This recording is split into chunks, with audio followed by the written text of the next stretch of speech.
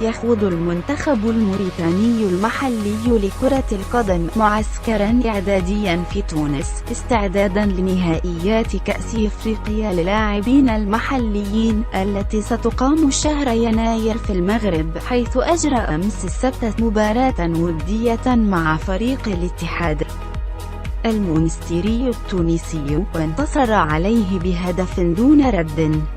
وحسب مصادر إعلامية محلية فإن هذا المعسكر الإعدادي المخصص لام الشأن يهدف إلى باختيار الأسماء التي ستدافع عن ألوان منتخب المرابطون في هذه التظاهرة، بعد أن أعلن مدرب المنتخب الموريتاني الفرنسي